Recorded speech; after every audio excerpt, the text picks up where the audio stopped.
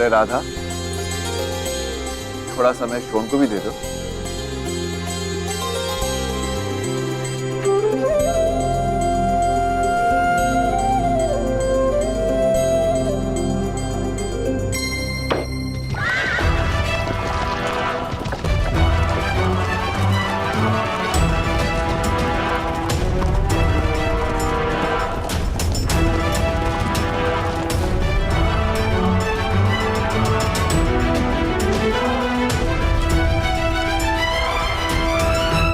प्रणाम अधिरथ महोदय।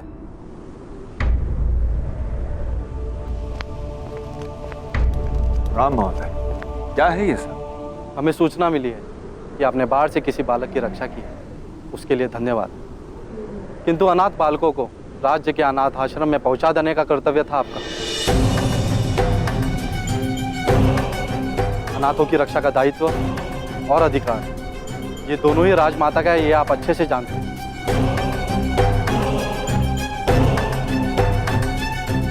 आर्य, ये क्या कह रहे हैं आर्य? किसकी बात कर रही है? कुछ नहीं राधा, इनसे कोई भूल हो रही है। मैंने बाढ़ में किसी की रक्षा नहीं की। वास्तव में मैं अपनी ही रक्षा करने से कर पाया। सुषेण, किसी अनाथ बालक को अपना कहकर अधिकार कर लेने को हत्या से भी बड़ा पाप माना गया है, और ये बात तुम अच्छी तरह से जानते हो ना? किंतु मैं ऐसा क्यों करूंगा? ये दोनों संतानें मेरी है, अनाथ नहीं है। मेरी पत्नी ने जुड़वा बच्चों को जन्म दिया है, कर्ण और शोण, और ये बात सभी जानते हैं। तो फिर मुख दिखाओ अपने दोनों पुत्रों का। अरे तुम होते कौन हो मेरे पुत्रों का मुंह देखने वाले? मेरे पुत्रों की ओर आंख उठाई ना तो अंधा कर दूंगी। शांत रहो राधा। क्यों शांत रहूं मैं? क्यों शांत रहूं मैं आर्य? 12 वर्ष निसंतान रहने के बाद ईश्वर ने मेरी मनोकामना पूरी की, तो पुत्र प्राप्त हुए मुझे। ये होते कौन है मेरे पुत्र के विषय में प्रश्न करने वाले? प्रश्न तुम्हारे पुत्र के विषय में नहीं है राधा, प्रश्न तुम्हारे पति के विषय में है। अरे जा रंभा, अपना मुंह काला कर। जानती हूँ सबको पीड़ा देकर ही सुख मिलता है ना तुझे। ये मेरे पति स्वयं महाराज का रथ हाँकते हैं। महाराज को इन पर पूर्ण विश्वास है। महाराज के इतने मूर्ख है, किसी पापी को अपने रथी बनाएंगे?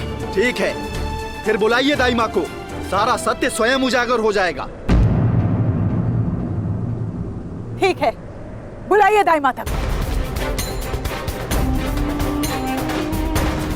यदि दाई माता ने कह दिया कि दोनों पुत्र मेरे हैं, तो समाज के बीच तुम्हारी नाक काट दूंगी। हाँ हाँ, काट लीजिएगा, लेकिन पहले दाई माता को बुलवाइए।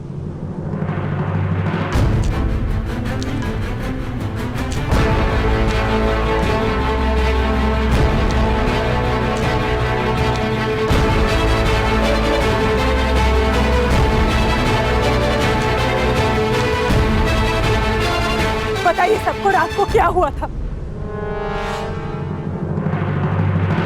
मेरे हाथों राधा के एक ही पुत्र का प्रसव हुआ, दो नहीं, दो नहीं, दो नहीं।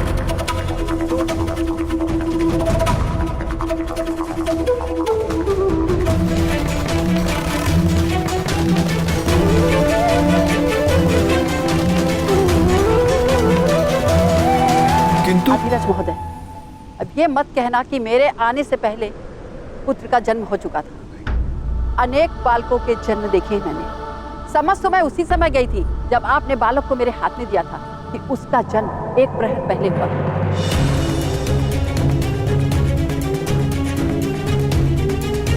राधा, ये अंतर तो तुम स्वयं भी देख सकती हो।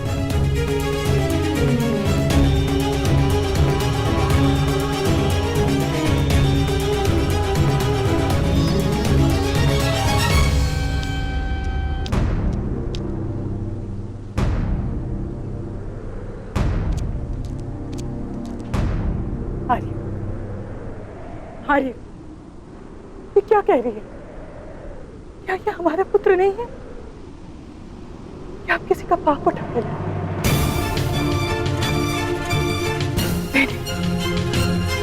नहीं, इतना सुंदर, ऐसा निर्दोष बालक के किसी का पाप नहीं हो सकता है आर्य। ये मेरा पुत्र है, ये मेरा पुत्र है ना आर्य। क्या जाने किस जात किस वंश का है ये बालक, यहाँ रहकर सूद के सारे आवासों को भ्रष्ट कर देगा। इसे ले जाइए यहाँ से।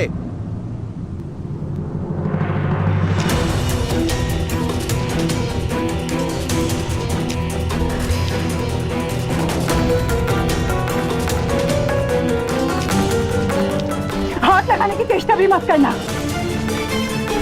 बालक दे दीजिए देवी। अनाथ बालकों की रक्षा का अधिकार महारानी का और राजकुमारी कुंती का है। नहीं आर्य, आर्य आप पहुंच क्यों है आर्य? नहीं ये मेरा पुत्र है।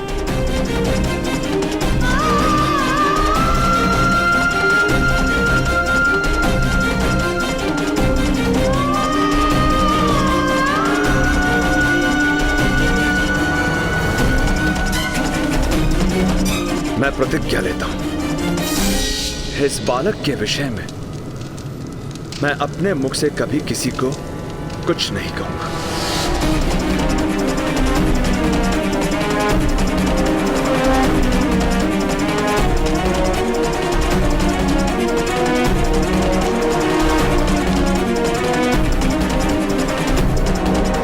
सत्य बड़ी ही सरलता से छुप जाता है सुषेण महोदय, क्योंकि केवल थोड़ा सा असत्य मिलाने से सत्य भी असत्य हो जाता है। ठहरिए।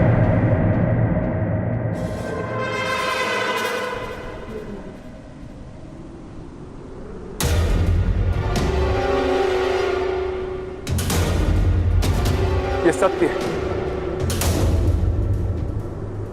राधा ने इस बालक को जन्म नहीं दिया, किंतु ये मेरी संतान है।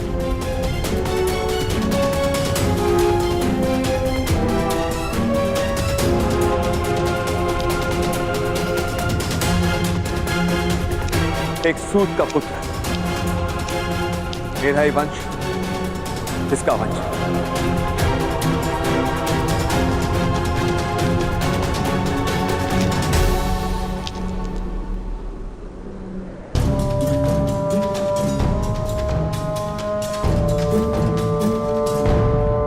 वो कैसे अधिरथ सुषेण, विस्तार से बताइए।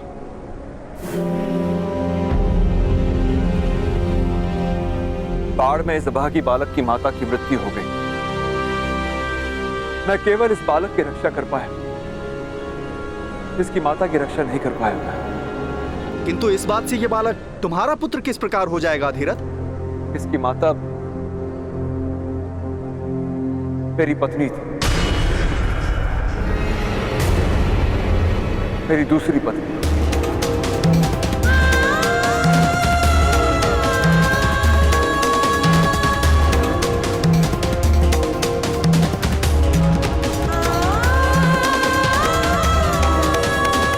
राधा के साथ विवाह करते समय मैंने वचन दिया था कि मैं दूसरा विवाह नहीं करूंगा, इसलिए मैंने राधा से ये बात छुपाई थी। लो भाइयों, कर लो बात। एक चोरी पकड़ने आए थे, यहाँ तो उससे भी बड़ी चोरी सामने आ गई।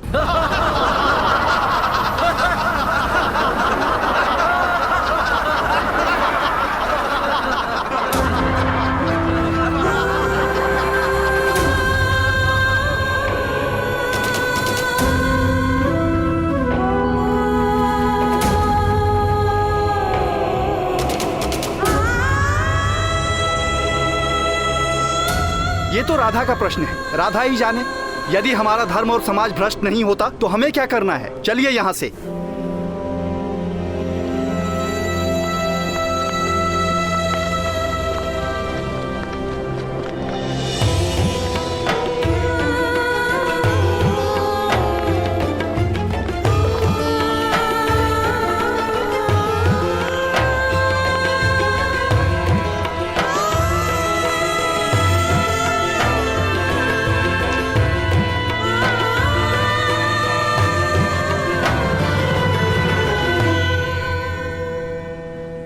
इतना बड़ा विश्वासघात आर्य, इतना बड़ा विश्वासघात। यदि विवाह से पहले आपने कहा होता कि आप दूसरा विवाह करेंगे तो मैं आपसे विवाह ही नहीं करती। यदि मेरे पुत्र शोन के जन्म से पहले आपके इस दूसरे विवाह के बारे में जान जाती तो आत्महत्या भी कर सकती थी। इस तरह तो आपने मुझे जीवन भर इस विश्वासघात के साथ जीने का एक दंड दे दिया है आर्य। राधा, राधा मेरी बात तो सुनो।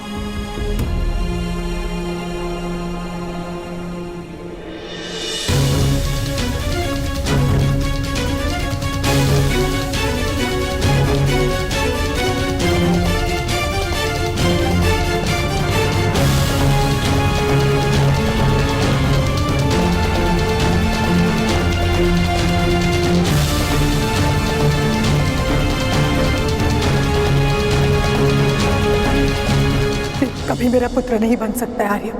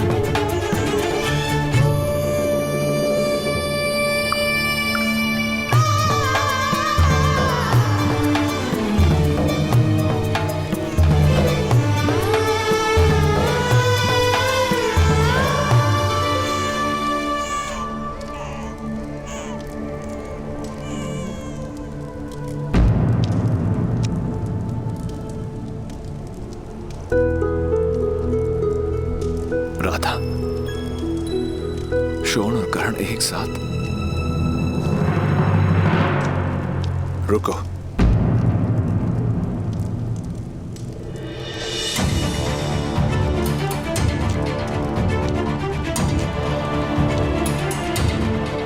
मैं मानता हूं, जानता हूं कि भूल मेरी है, किंतु इस बालक का क्या दोष? इस बालक का दोष केवल इतना ही कि ये मुझे आपके दोष का स्मरण दिलाएगा।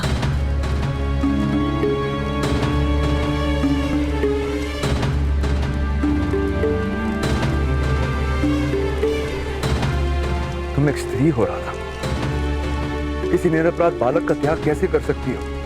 यदि आपकी इच्छा को आदेश मानना और आपके पाप को पुण्य समझने का नाम स्त्रीत्व है, तो मैं स्त्री होने को अपना दुर्भाग्य मानती हूं। यदि ये बालक अनाथ होता तो मैं अवश्य से प्रेम देती, अपना पुत्र मानती, किंतु ये बालक आपके विश्वासघात का स्मरण बन कर रहा है आज। किंतु ये मेरा पुत्र है, ये मेरे घर से कहां जा सकता है? अपने ननिहाल जा सकता है। आपके दूसरे पत्नी के परिवार के पास छोड़ दीजिए इसे, वो लोग पालेंगे, आसरा मिल जाएगा इसे वहां। पर वैसे भी आज सारा समाज जानता है ये मेरा पुत्र नहीं है आर्य। कल इसकी माता का परिवार भी जान लेगा कि मेरे हृदय में शोण और इसके बीच अंतर है। उचित तो ये है आर्य कि आप इसे आज ही वहां छोड़कर आइए। आप इसे आज ही वहां छोड़कर आइए। आप इसे आज ही वहां छोड़कर आइए।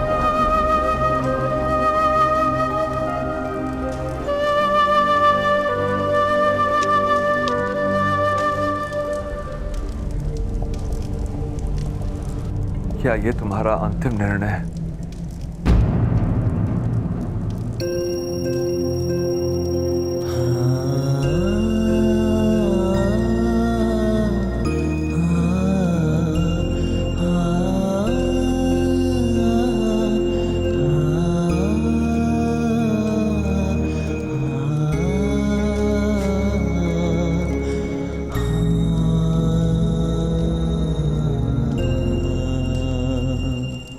क्षमा करना पुत्र।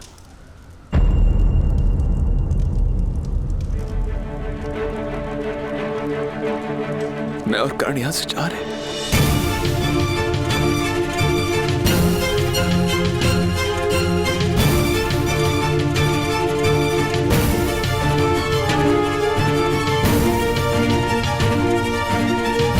आप और कर आप मीरा और छोड़ का त्याग कर रहे हैं आर्या।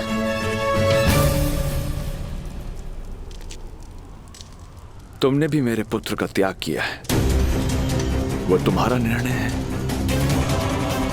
ये मेरा निर्णय है। राजा की सेवा, सारे समाज का सम्मान, इतनी संपत्ति सब त्याग देंगे इस बालक के लिए। निरुपाय हूं मैं राधा। अनाथ होने का ज्ञान मनुष्य की आत्मा को निर्बल बना देता है। मैं कर्ण के भाग्य में अनाथ होने का दुख नहीं भर सकता। तुम यथार्थ कह रहे। यदि कर्ण यहां रहेगा तो ये समाज उसके इसी दुख को बढ़ाने की चेष्टा करता रहेगा।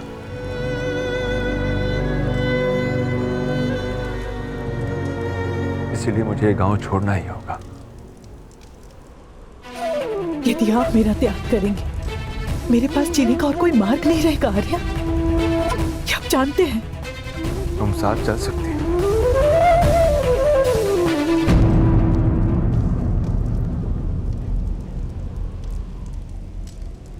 किंतु तुम्हें कर्ण को अपना पुत्र कहना होगा।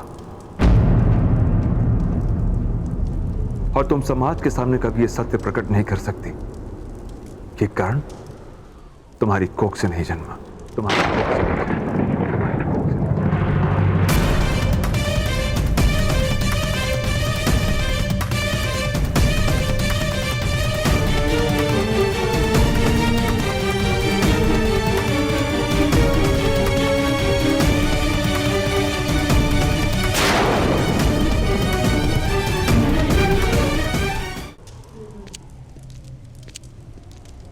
आर्या,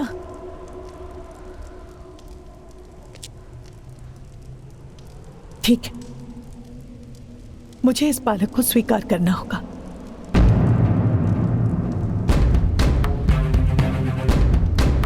किंतु स्मरण रहे आर्या, शरीर दास होता है, हृदय सदा स्वतंत्र रहता है। आज से मेरे हृदय पर आपका कोई अधिकार नहीं।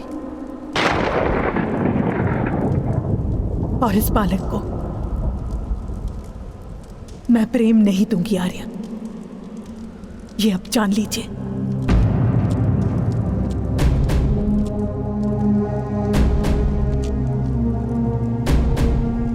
जब मुझे कर्ण के समर्पण पर पूरा विश्वास होगा, तब मैं इसे अपना पुत्र मानूंगी।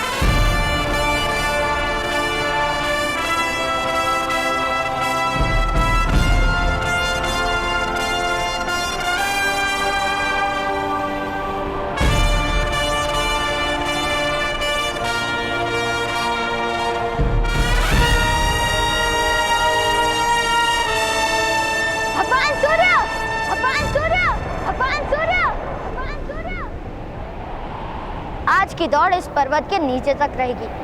आज तो आपको मुझसे पराजय माननी पड़ेगी, माननी पड़ेगी, माननी पड़ेगी।